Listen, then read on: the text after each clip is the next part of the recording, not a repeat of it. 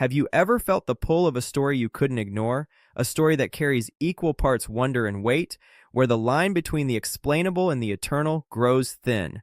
Welcome to Quest for Truth, where we chase the moments that left evidence, sparked controversy, survived scrutiny, and stand recorded in the archives of the Church and the quiet investigations of the Vatican. Today, we journey through 5 stories of miraculous healing, extraordinary recoveries with no medical roadmap, no scientific formula, no natural explanation that fully fits. These cures were not whispered in alleyways or passed down as folklore. They were examined in hospitals, under microscopes, in neurological wards, and discussed in commissions authorized by Vatican and guided by the investigations tied to the dicastery for the causes of saints. Miracles don't shout, they reveal. And sometimes the sign is so quiet, yet so precise, that it becomes harder to dismiss than to believe. Sit back, steady your heart, and let this journey unfold like a trail of sacred clues across the world, not retold as legend, but preserved as testimony. This is the moment we lean in. This is the story we step into. This is our quest for truth.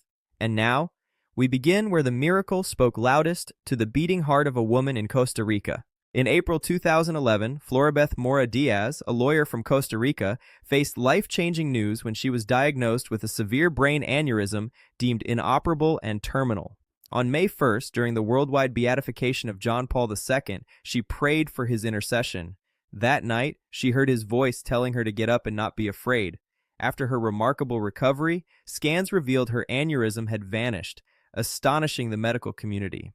Her healing was later deemed inexplicable by a panel of experts and formally recognized as a miracle by the Vatican. Floribeth's testimony played a crucial role in John Paul II's canonization in 2014, an event she attended, marking her story as a significant miracle in modern church history. Now for our second miracle, we travel to a quiet village of Knock, Ireland. An astounding story of healing emerged that touched countless lives. Pilgrims from all over the world visit this sacred site, seeking hope and peace. For many years, the miracles that occurred there went unrecognized by science, shrouded in mystery, until one woman's extraordinary experience changed everything. Marian Carroll struggled with multiple sclerosis for nearly 2 decades, enduring severe limitations in her movement and eyes. Medical professionals saw nothing but a downward spiral, leading her to rely on a stretcher for mobility. In 1989, she attended a mass at the Basilica of Our Lady in Knock, despite doctors believing there was no hope left for her condition. During the Mass, something miraculous took place. Marian felt a wave of warmth and peace wash over her, instilling a sense of calm she had never experienced before. It was in that moment of stillness that she realized her body was beginning to respond in ways science couldn't explain. In an astonishing turn of events, after the Mass, Marian stood up and walked out of the basilica on her own. The illness that had once defined her life vanished instantaneously, marking a profound and unexplainable moment of healing that left witnesses in awe. It was a complete transformation. No gradual recovery, just a definitive miraculous change. For nearly 30 years, her story remained largely unacknowledged in the larger context of miracles until rigorous examinations and investigations by the Vatican led to its formal recognition in 2019. This marked Marian's healing as the first validated miracle at Knock Shrine. Her testimony continues to inspire and resonate with those seeking hope, bridging gaps between belief and skepticism. Now for miracle number 3, we travel to another part of the world, to Peoria, Illinois, USA. On September 15, 2010, a woman named Bonnie Engstrom went into labor after a healthy, low-risk pregnancy. What no one knew at that moment was that her baby boy, James, had a true knot in his umbilical cord, a knot that had tightened severely during labor, cutting off his oxygen supply completely.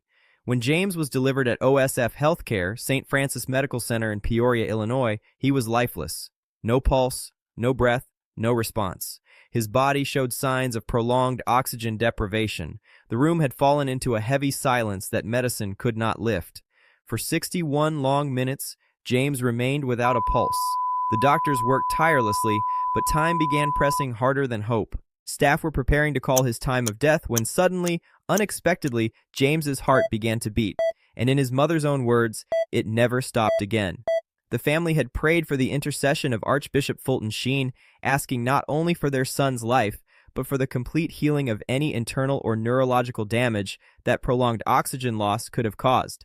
Against every medical trajectory, James survived. and not only survived, he later showed no trace of brain damage, no organ failure, no lasting complications that science could explain. His recovery was so complete, so sudden, so permanent, that specialists could not map its origin. Pope Francis, after careful review through the Vatican Miracle Approval Commission, officially declared this recovery a verified miracle attributed to the intercession of Fulton Sheen. As a result, Fulton Sheen will be beatified later this year, marking the first formally recognized healing miracle in his cause for beatification: a labor room, a tightened knot, a silent medical ward, a heart that restarted life when death records were being prepared, a healing that left no lasting damage for science to trace. Another sign on the map of truth. In 1987, Jean-Pierre Bailly arrived in Lourdes, France, bound to a wheelchair by multiple sclerosis, which he had faced since 1984. His years of paralysis had defined his life, limiting his movement and independence. During his pilgrimage, however, everything changed. He described feeling an unexpected warmth envelop him, leading to a profound sense of liberation, as if a long-locked door within him had finally opened. By the following night, he astonished everyone by standing and walking for the first time in years. There was no prior medical intervention or gradual rehabilitation. He simply walked out into the dawn, leaving his wheelchair behind. This miraculous event caught the attention of the Medical Bureau of Lourdes. For over a decade, the International Medical Committee of Lourdes studied his case and concluded that his healing was unexplainable by medical science, prompting the doctors involved to declare it beyond their understanding. In 1999, the bishop of his diocese officially recognized his miracle, marking it as the 66th medically acknowledged cure at Lourdes. Jean-Pierre's story remains a poignant reminder that not all answers conform to our expectations, sometimes leading to extraordinary outcomes. Now for our fifth miracle, we travel once more to Lourdes, France, where the world meets hope at the edge of a spring that flows like a whispered question through the centuries. It all began in 2004, when Antonietta Rocco first felt something was terribly wrong. The headaches came like storms inside her skull, her muscles cramped without mercy, and weakness spread through her body like a tide pulling her balance from beneath her. By 2005, the tide grew stronger. Her speech began to blur, swallowing became a struggle, and every attempt to walk ended in collapse. In 2006, doctors delivered a diagnosis that carved its place in her file: amyotrophic lateral sclerosis, ALS, a rare, incurable, and brutal neurodegenerative disease. By 2008, her body could no longer move without assistance. Quadriplegic, lungs failing, muscles in constant revolt, she became confined to a wheelchair. Her world was not unsafe, just painfully small, impossibly heavy, and unbearably silent in its suffering. But healing does not follow scripts written by illness. In July 2009, despite pain that had rewritten her body, Antonietta chose to go to Lourdes, not expecting cure, but peace. The pilgrimage was organized by Unitalsi, the church-supported Italian association that accompanies the sick to sacred sites. She was brought to the holy pools, gently lowered into the water for prayer, when a sensation, soft and shocking in its calmness, washed over her. She described it later as a caress on her neck, followed by a voice that didn't command but comforted, "Don't be afraid." And then, as silence exhaled, she walked. When she returned home in August 2009, she told no one, not right away. But the tests began to speak on her behalf.